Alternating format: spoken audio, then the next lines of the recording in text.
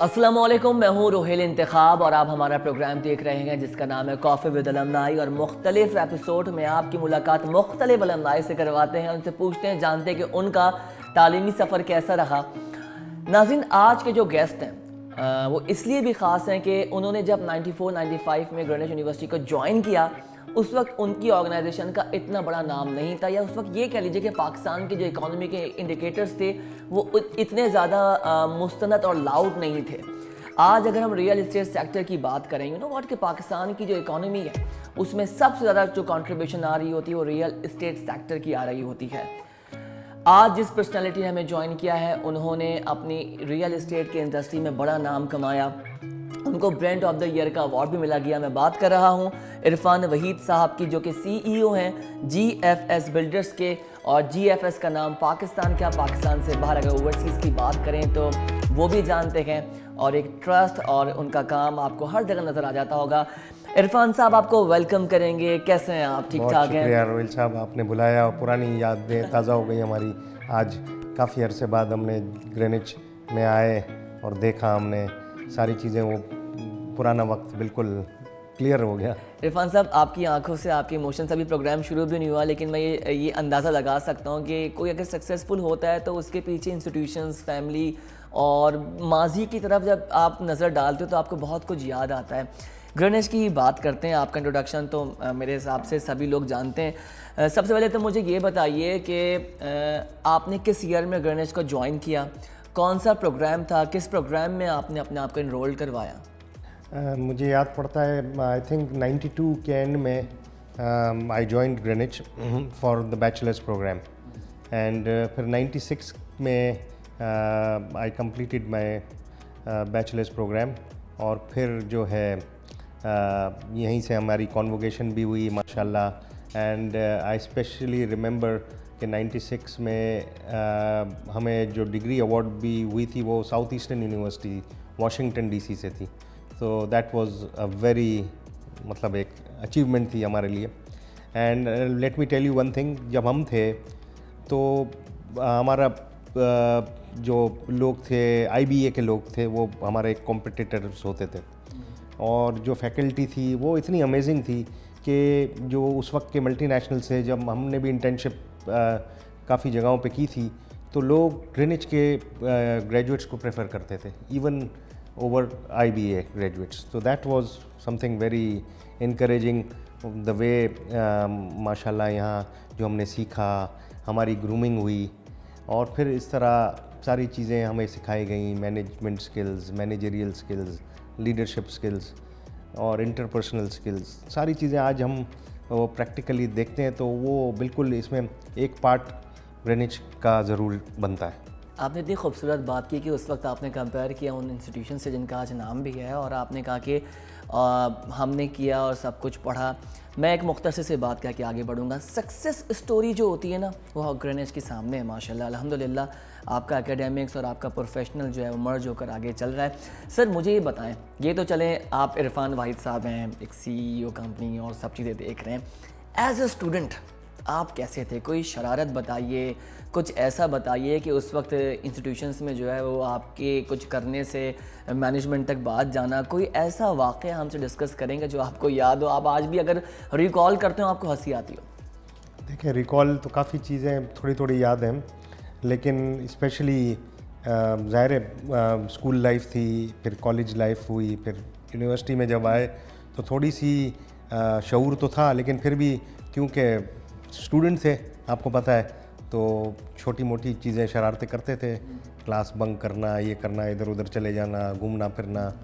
लेकिन एक चीज़ को मैं आज भी, मैं अभी मैडम सीमा से भी बात हुई तो वे रियली, मैं उस बात को बताना चाहता हूँ कि एक हमारे फैकल्टी मेंबर थे दुरानी साहब, और उनको हम कहते थे ब्लड प्रेशर, कि बंदा वहाँ जाता था ना तो उनकी क्लास में इतना हम टेंस हो जाते थे, इतना माहौल उनका वो होता था स्ट्रिक्ट, और वो इतना, मतलब स्टूडेंट को ऑलवेज ऑन द टोज होते थे वो।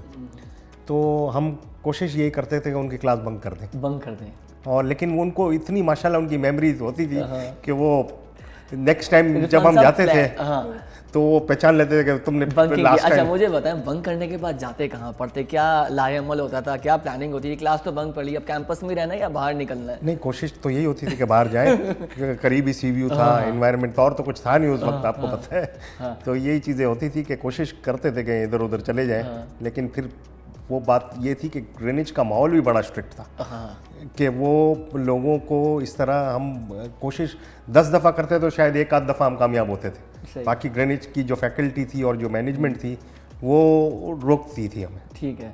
दुरानी साहब की कोई और ऐसी बात कि ऐसे स्टूडेंट आपने कभी सोचा हो या ग्रुप ऑफ सर्कल ने सोचा हो कि सर को तंग करना है, परेशान करना है? बच्चे आवाज़ें निकालते हैं, आज भी बच्चों की साइकी वही है जो पहले हुआ करती थी, आज भी वही चीज़ें हैं। क्लास में नॉइस क्रिएट करना, आवाज़ें निकालना, टीचर को तंग करना, ऐसा कोई वाक़या? आई डोंट थिंक सो, क्योंकि वो ही वाज, अल्लाह उनको जन्नत नसीब करे, he was such a dominant personality, और इतना उनका होल्ड होता था कि this thing was really very difficult.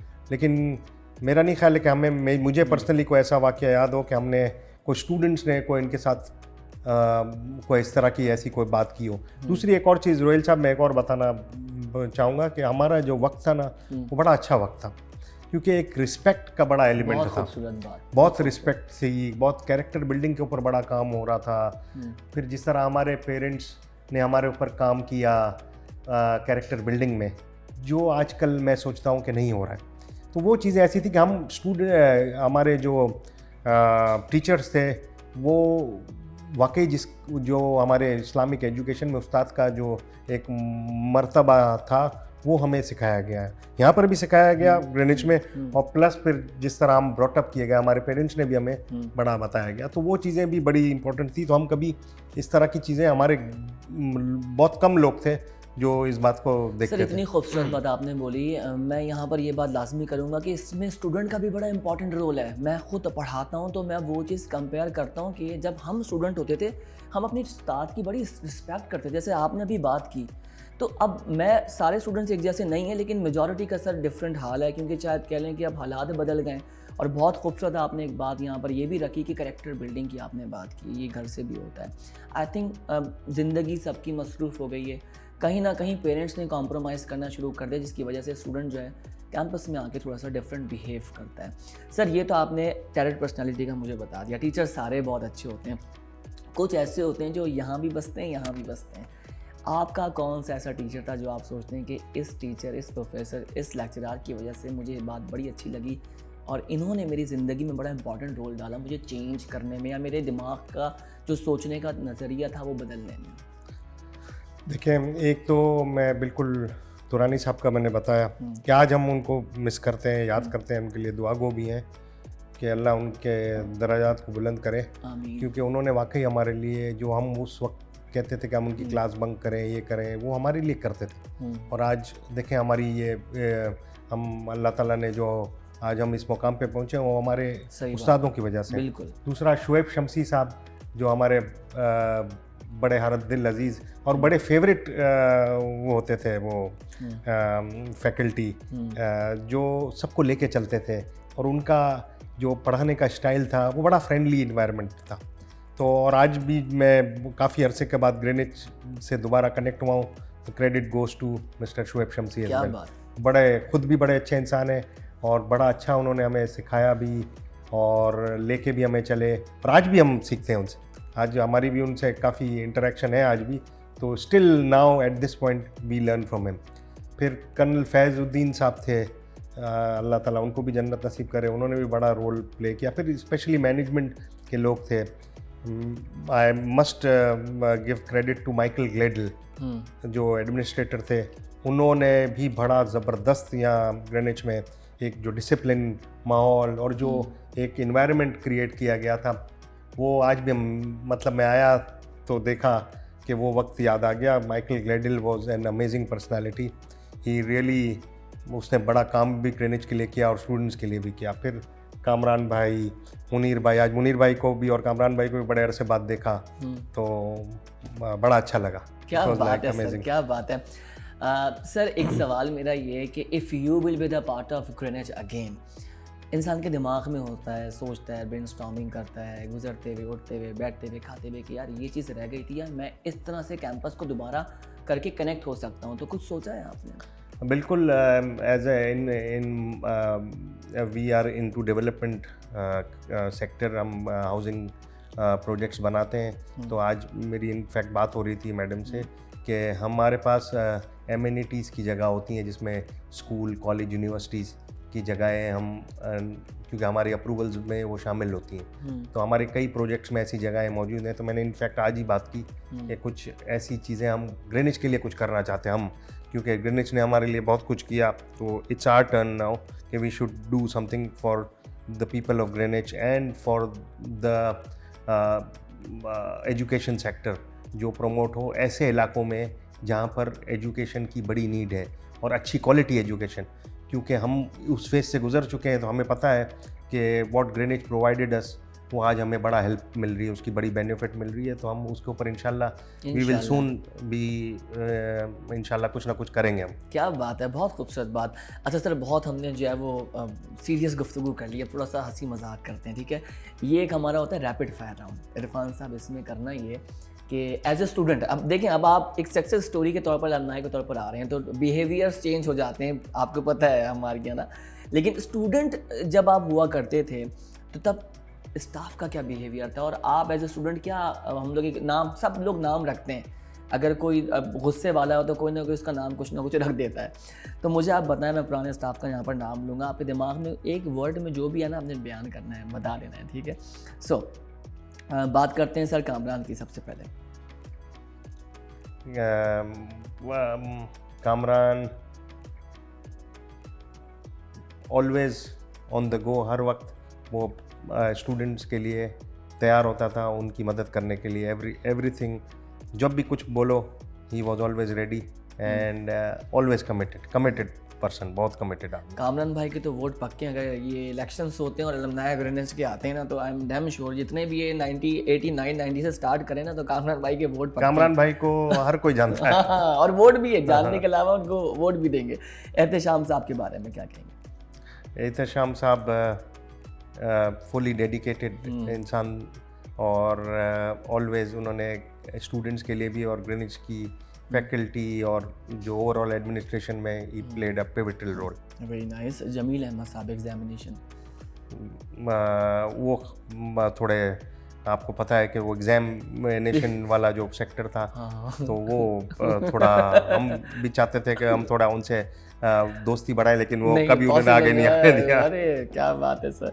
अच्छा ये बताएं, कर्नल मंसूर साहब, उनके बारे में। As colonel he was always strict. And कोई ऐसी बात कभी आपको याद हो कि उन्होंने कुछ ऐसा रिएक्शंस दिया हो किसी चीज़ का, या कोई? देखिए, एज ए स्टूडेंट लाइफ हमारी यही होती थी ना कि हम बना कोई ऐसी चीज़ें बना के रख लें, कुछ चीज़ें कर लें तो कि हमें थोड़ी फेवर मिल जाए, ये मिल जाए, वो मिल जाए। लेकिन कर्नल साहब वाज ऑलवेज ही वाज, कभी हमें उन्होंने घास नहीं डाली, लिफ्ट नहीं करा। क्या बात है। सर मुनीर के बारे में बोले। मुनीर भाई बड़े सॉफ्ट, ज़बरदस्त इंसान। आज भी मेरी उनसे मुलाकात की, 100% लॉयल। ऐसा लॉयल आदमी मैंने बहुत कमिटेड टू ग्रीनिच, और बड़ा अच्छा इंसान, बड़ा अच्छा इंसान। मैडम चांसलर सीमा मुगल के बारे में क्या कहेंगे? हम तो उस वक्त के हैं जब माशाल्लाह ग्रीनिच स्टार्ट ले रहा था, और फिर माशाल्लाह चंद ही अरसे में इट वाज लाइक, उसका सफ़र बहुत ज़बरदस्त तरीके से रहा। क्रेडिट गोज़ टू सीमा मुगल साहब। उनके भाई होते थे शायद, कमाल साहब थे उनका नाम, इफ़ आई रिमेंबर। फिर सईद साहब, they are the pioneers of Greenwich. वो कहते हैं ना, बैकबोन थे। Even Michael in the administration.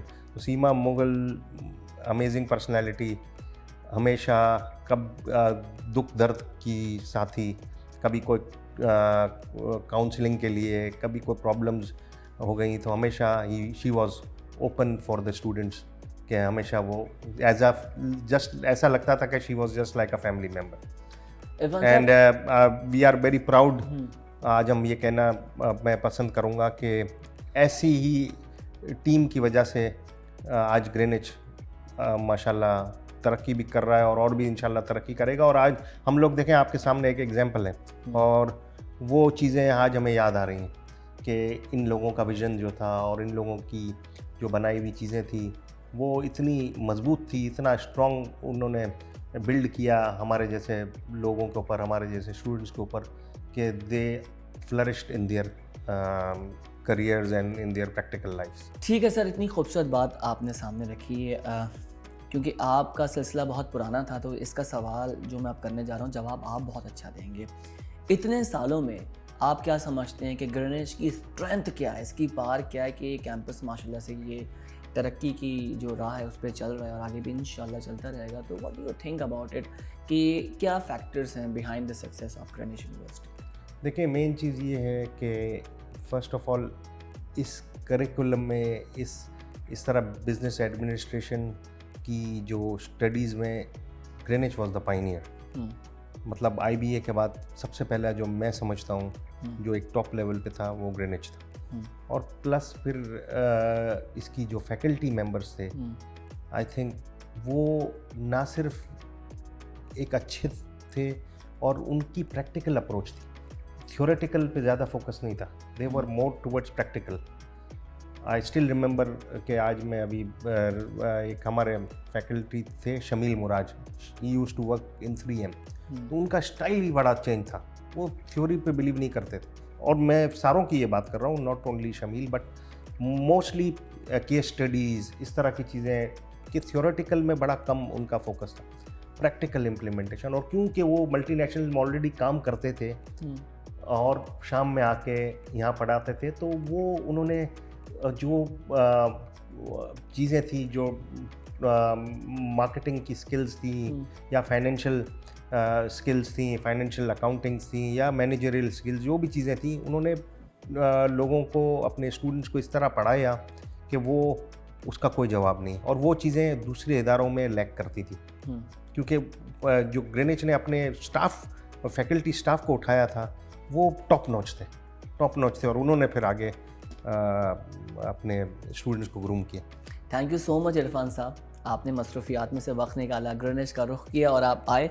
एक छोटा सा ये टोकन ऑफ अप्रिसिएशन ग्रेनिच की तरफ से, ताकि ये आपको भी याद रहे, हमें भी याद रहे। So nice of you, it was like बहुत थैंक यू सो मच। अपना बहुत ख्याल रखें और हम दोबारा आपको तकलीफ देंगे, आप आइए और इसी तरीके से जो है वो हमसे अच्छी अच्छी बातें कीजिए। होपफुली आपको हमारा ये इंटरव्यू बहुत अच्छा लगा होगा। इरफान वही साहब की डिफरेंट पर्सनैलिटी थी और स्टूडेंट लाइफ को उन्होंने डिस्कस किया, 94 की मेमोरीज़ की बात की, हमने भी इमोशंस को उनको देखा। होपफुली आपको भी मज़ा आया होगा ये एपिसोड। और कोई अलमनाए आप देखना चाहते हैं, सुनना चाहते हैं, उनको याद करना चाहते हैं तो कमेंट्स पे आप हमें बता सकते हैं।